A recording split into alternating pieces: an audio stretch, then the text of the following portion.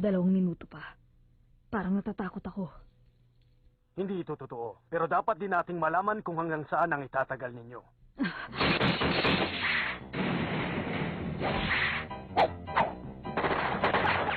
Tinitignan nilang aming kakayahan, pero nakataya ang buhay namin kapag may nangyaring aksidente.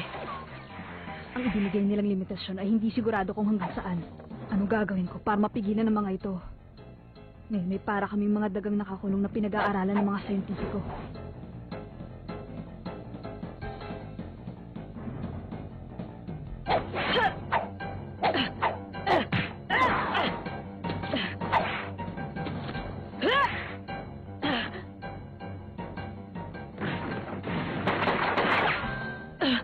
Sige, lumapit kayo!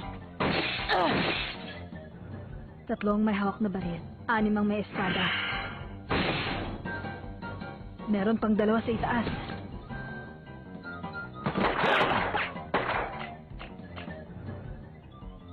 Mahusay kayo. Nakakaya ninyong itagong inyong sarili. Pero ang kakayahan nyo sa pakikipaglaban ay baliwala. Tigilan niyo na ako! Hindi ko na kailang gamitin ang kapangyarihan ng Nen. Kaya naman pala, wala ang magagawa mga to.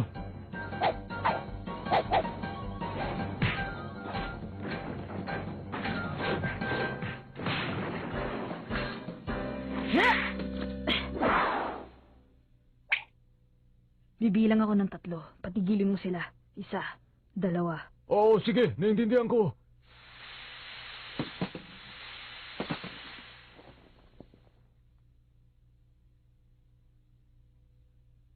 Sinasabi ko na nga ba, ginamit nila dito ang kapangyarihan ng Nen. Noong sinunto ko yung isa ay naramdaman kong para lamang siyang isang ora. Ang hindi ko maintindihan ay kung anong Nen ang ginamit nila. Paano mo yan nalaman? Magaling ang ginawa mong pagtago sa likod ng ibang tao. Pero habang pinanonood ko kayo si taas, madali kong nakita na ikaw lamang hindi inaatake. Kakaibang naramdaman ko nung sugurin ako kanina nung 2 sa itaas. Nung tumalon ako at lumapit sa chandelier, kahit hindi na nila ako naabot ay dire-diretso pa rin sila sa pag-atake. Imbis na sugurin kayong mga nandito sa ibaba. Siguro ang utos sa kanila ay ganito. Sugurin kung sino man ang taong malapit sa inyo. Ganon lamang kasimple ang utos na ibinigay ng taong gumawa sa kanila. Pero, ang ikinagulat ko ay kung paano niya nakontrol ang 11 orak kung ang bawat isa ay kasing laki ng isang tao. Siguradong ang kapangyarihan ng taong yun ay nagmula sa kakayang kumontrol. Sa sobrang laki ng orang kinukontrol niya kanina, na siguro kung hindi siya maaring lumayo sa lugar na ito. Sa madaling salita, ang taong yun nandito lamang sa loob ng kwarto. Tama ka dyan.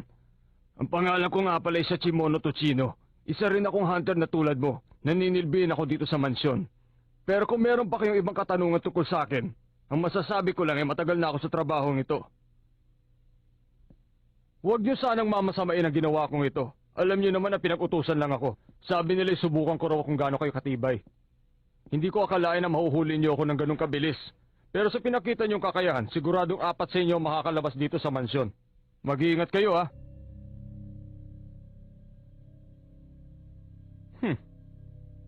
Meron pa sigurong isang espiya dito. Alam kong sinasabi mo lang sa amin ang kasinungalingan na yan para lokohin kami. Pero nagkakamali ka. Aalamin ko kung meron pang espiya.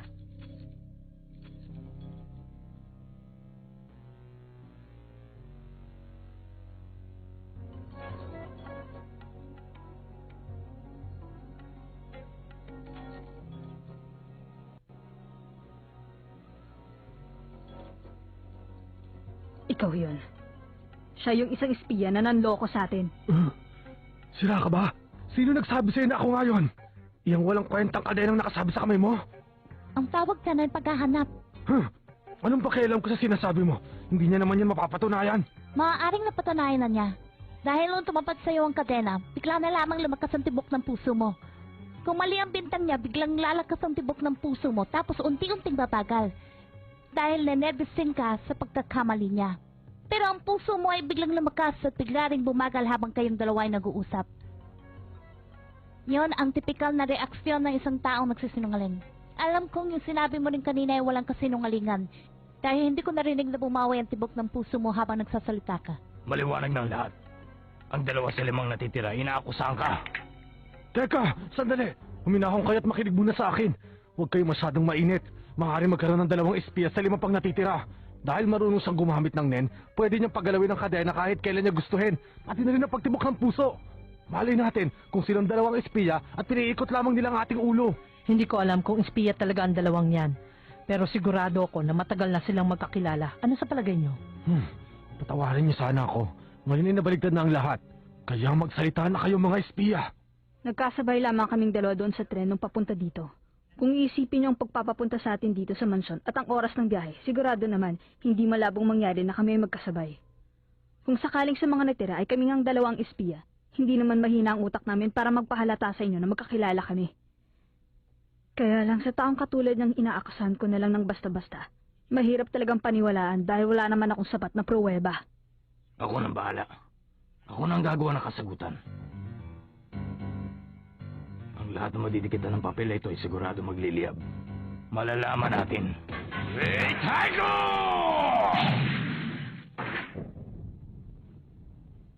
Bakit nagkaganon? Hindi ba't ang sinabi ko sa inyo kanina ay magliliyab? Siya nga pala, ang tawag dyan ay haiku. Isang mahika na ipinagmamalaki ng aming angkan. Dapat ay mangyayari yung isinulat ko. Pero wag na kayo magtampo, dahil ito na ang totoo. Nababasa niyo naman, ang sinungaling ay masusunog hanggang kamatayan. Kaya kung sino man sa inyo ang tunay na espiya, mabuti pang umamin na kung ayaw ninyo malitsyon.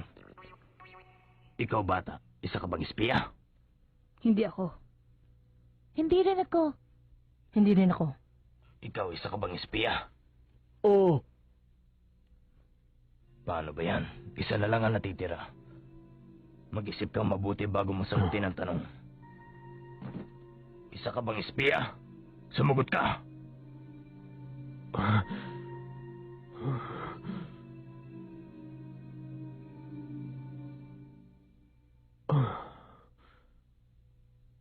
Ang sagot ay, ako nga yun. Magaling ka. Bilang reward meron akong sasabihin. Ang pangalan ko ay Squara. Wala akong may pagmamalaking license card. Pero ang aking kakayahan ay nagmula pa sa pagkontrol. At katulad niya, napag-utusan din ako kaya huwag kayong magagalit. Para saan at anong inutos sa'yo? Kapag sinabi ko sa inyo ngayon, mababaliwala ng pagsubok. Isa akong profesional. Kahit pahirapan niyo ako, hindi ako magsasalita.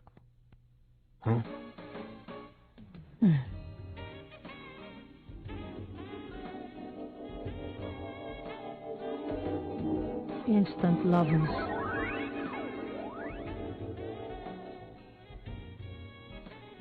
Marunong din akong gumamit ng kapangyarihan ng Nen at nagmula ako sa pagkontrol. Kapag hinalikan ko ang isang tao, magiging alipin ko siya. O ano, kumusta na? Sige, tapakan mo pa ako! Tingnan mo nga itsura mo ngayon. Kapag nakita ka ng mga magulang mo, siguradong maiiyak sila sa kahihiyan. May record nga. Nakakahiya talagang itsura mo, kulot. Kinukunan kita ng video, kaya ngumiti ka. Ngayon sabihin mo sa amin kung anong ginawa mo para mapigilan kami. Kapag hindi mo sinabi, ititigil ko to. Sasabihin ko na huwag mo lang itigil yan. Kaya ko magpaamo ng mga aso. Klase. Ang kanyang kakayahan. Muntik na akong mapahamak. Mula nang pinanganak ako, aso ng kasama ko. Natutunan ko kakayahan para makontrol sila. Lahat ng aso dito ay ginamitan ko ng kapangyarihan. Halimbawa, may lalapit sa inyo na isang maamong tuta. Hindi niyo mapapansin ang isang Saint Bernard na aatake sa inyo kasabay ang isang nagwawalang pitbull. Ikaw na mag-alaga sa akin.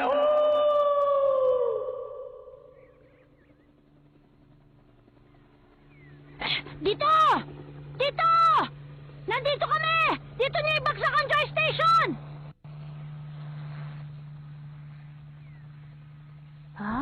Ayos, isang araw lang, nandito na. Maraming pong salamat! Maraming salamat sa pagdadala nito! Sige, magpakasaya ka. Pera mo naman yan eh.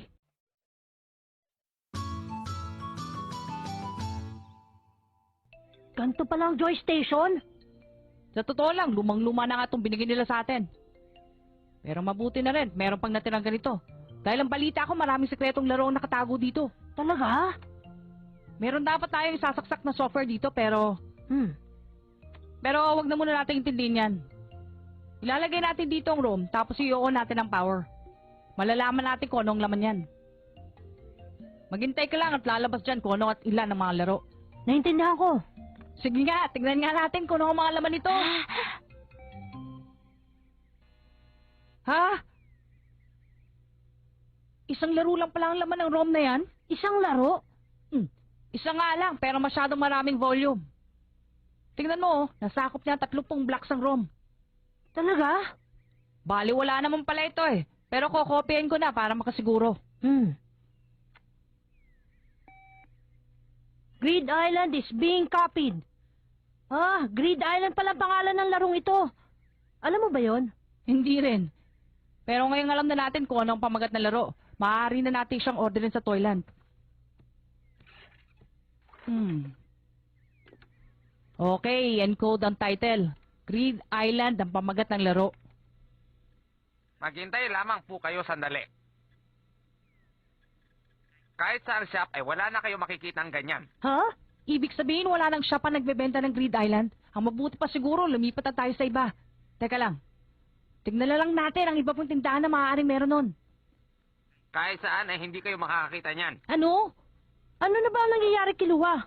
Ang lahat ng shop na nakarehistro sa Toyland, wala nang stock ng GameSoft na yan. Ibig sabihin, nabenta na ang lahat. Pwede rin ang larong Grid Island ay wala na talaga sa pamilihan. Pwede ba mangyari yun kay Luwa? Baka naman sinadya lang nilang paggawa sa larong yan. Baka hindi talaga siya binibenta o kaya pinagbabawal ang pagbebenta ng larong yan. Ibang klase, parang may lihim ang larong ito. Pilitin ko kayang hanapin ang larong ito. Baka sakaling makita ko rin si Jean. Hindi na tuloy ako mapakali sa larong yan. Subukan ko kayang tignan sa yearbook ng mga laro. Doon natin makikita ang lahat ng laro na inilalabas sa market bawat taon. Heto na. Teka muna. Tingnan mo, ang GameSoft na ito ay nasa market katulad ng iba pang laro. Ito ay para lamang sa mga hunter. Isa yung hunting game. Ang presyo ay 5.8 billion! Sobra sila ha! Napakamahal na laro yan ha! Tsaka tignan mo, 100 pa lang nabenta nila! Labo! Ganun palang kakonti? Sobrang konti! Baka naman nagbibiro lang sila! Pero ngayon naiintindihan ko na. Hindi ako nagtataka kung bakit ubos na. Wala na ba talaga natitira kahit sa loob ng kumpanya? Gaya ng ibinalik dahil sa may konting sira. Pwedeng mangyari yon pero malabo. Pero susubukan ko na rin.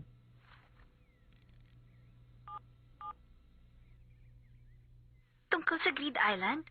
Sandali lamang po. Itinigil na po ang paggawa nun at wala nang balak ang kumpanya na ibalik ito. Ang gumawa nun ay yung kaanib naming kumpanya, kaya lamang ay matagal na po silang nagsara.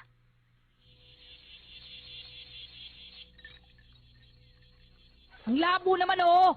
Kahit anong gawin natin, hindi na natin yung mahahanap. Kailangan natin humanap ng taong meron nun at bilhin yun sa kanya. Kung yun lang talaga ang magagawa natin, dapat may lagay natin kagad sa digital net auction site. Tapos, maghihintay na lamang tayo ng taong gusto magbenta ng kanyang GameSoft. Pero teka, saan tayo kukuha ng pera? Yung naipon natin doon sa laban, kaya lamang 800 milyon pa lamang yun. Dapat 5 bilyon eh. Nagkakamali ka dyan, Gon. Ano? Hindi tindahan ang kakausapin natin. Tanungin na lang natin kung ano ang gusto niya. Karamihan sa mga tao nagtitinda ng ganyan, mas mahal pa sa ordinaryong tindahan kung magbenta. Minsan doble ang presyo. 10 bilyon na presyo?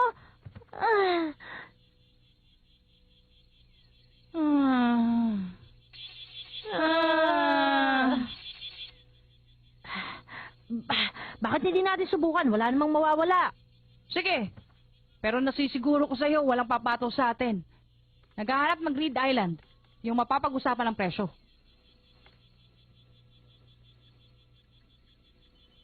Ha? Wala pang 5 segundo. 10,000 na kagad na sumagot.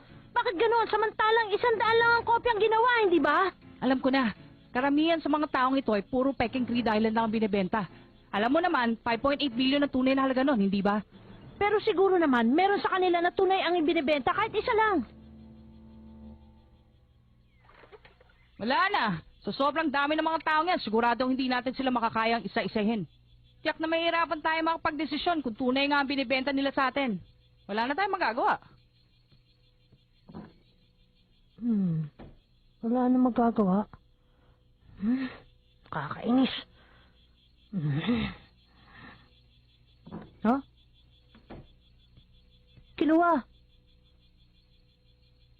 Hindi ako sigurado, pero maaaring meron siyang games off noon. Ha? Sino yun? Sinong sinasabi mong merong Grid Island?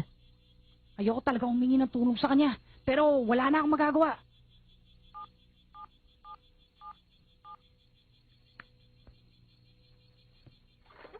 Doto!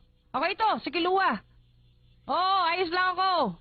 Sandali, pwede ko ba makausap yung baboy dyan? Huwag kang magsinungaling. Sigurado hindi siya makakalis dyan sa bahay.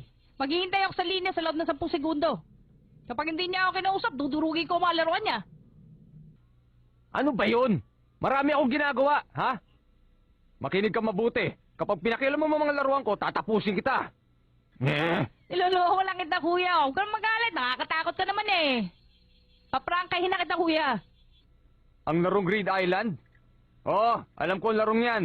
Hindi ko akalain sa dami ng tao, ikaw pa magtatanong tungkol dyan. Meron ka ba nun? Wala. Gusto ko pero hindi ako nakabili. Isipin mo na lang, 5 taon pa lamang ako nung nilabas yun. Kaya wala akong pera. Balita ako, 20,000 daw ang nagbebenta. Samantalang 100 kopya lamang ang nilabas ng kumpanyang gumawa nun. Ginawa ko na lahat para makabili, pero wala talaga akong makita matino nagbebenta ng Grid Island. Napagod na rin ako sa kakahanap ng larong yan. Kaya naisip ko, magpapahinga na lang ako. Basta balita ko, alamat na raw ang larong yan. Kaya kung ako sa'yo, wag mo na lang hanapin. Talaga bang wala ka na magagawa kaya sumuko ka na lang sa paghahanap? Wag mo na nga lang ipaalala sa akin yan. Mahalaga meron akong impormasyon. Alam mo naman na mahalaga na lang sa akin ngayon trabaho tsaka pera. Kaya hindi na ako nag-aaksaya ng panahon sa larong ganyan. Talaga? Baka naman gusto mo sabihin sa akin yung impormasyon. Ha? Magbayad ka muna. Paano kung ibigay ko sa'yo ang memory data ng Grid Island? Payag ka ba? Nakakuha kasi ako ng isang ROM card na masyadong marami ang koneksyon. Kung pag-aaralan mo mabuti ang datos, siguradong pwede kang makagawa ng maraming kopya ng laro. Niloloko mo ba ako? Ayoko na masamang biro, ha? Hindi ko pa nagawang magsinungaling ng dahil lamang sa kasakiman. Naintindihan ko. Pero meron ako dalawang impormasyon. Teka, delikado kung dito tayo mag-uusap. Huwag kang mag-alala. Kahit may nakikinig pa sa usapan natin, wala siyang magagawa. Ang una ay ang site para lamang sa mga hunter. Ito ang pinakamalakas sa net dahil sa dami ng impormasyon at taas ng kredibilidad. Sa sinasabi kong website, maaari kang makakita ng iba't iba't mamahaling kayamanan na hindi mo basta-basta makikita sa isang ordinaryong website. At para makapasok ka, kakailanganin mo ng hunter card at ang iyong address. Ibibigay ko sa iyong address kapag nakuha ko ng ROM card. Sige, walang problema yon. Yun nga pala isa. Alam mo ba ang tungkol sa subastahan sa Yorkview City? Oh, Meron akong balita makikita mo doon ng larong yun. Mga 20 hanggang 30 piraso ang dadalhin doon eh. Ayon sa mga impormasyon na nasagap ko, hindi raw kilalang tao may hawak. Pero hindi pa rin sigurado ang impormasyon na sinasabi ko sa iyo, ha? oh sige, maliwanag. Ipapadala ko na lang ang ROM card gaya ng dati. Pasensya na, sa haba ng pag-uusap namin, naialok ko sa kanya ang ROM card. Walang problema sa akin yun. Nakakuha naman ako sa kanya ng mga halaga impormasyon. Una, merong site. Mga hunter na katulad mo ang makakapasok lamang. Ganun pala eh. Gagamitin ko ang license card. Sandali! Gagamitin mo ba dito yan? Mabubulgar ang iyong address kapag ginamit mo ang computer dito sa inyong bahay. Maraming mapagsamantalang taong pupunta dito para kunin ang license card mo. Sige ka. Oo nga no. Sa ganitong kaso, dapat pampublikong computer ang ginagamit mo. Gaya ng mga nasa computer shop. Kung sa bagay, kahit makuha pa natin ang address, siguradong hindi rin tayo makakapasok sa kanilang website. Teka, ano naman yung isa? Ang magaganap na subastahan sa York New City. Ha? Sinabi niyang baka hindi totoo ang impormasyon. Pero sinabi niyang minasagap din siyang balita na isusubasta lang ilang piraso ng Grid Island. Ha? Talaga? Sabi niya, isang hindi kilalang tao may hawak ng mga yon. Maaari kayang ang taong yun ay si Jean? Oo, maaari. Kahit ano pa ang mangyari, kailangan lamang iswertein tayo para mapasakamay natin ang Grid Island na yon. Si Jean Freaks, York New City, subastahan, Kilua! Oo, kailangan natin pumunta doon. Sa York New City! Pagkatapos nun, ang Grid Island ay hindi na nakita sa pamilihan kahit kailan. Naging isa na lamang itong alamat. Ito ang kaisa-isang larong impormasyon na lamang ang makikita mo sa net. Isang napakalaking halaga na pumapatak sa 50 bilyong genis para sa isang set na soft at ROM card na mayroong maliwanag na datos ang pag-aari ng bilyonaryong si Mr. Batera. Nakakatuwa naman. Bibigyan ko ng wakas ang sinasabi niyong alamat.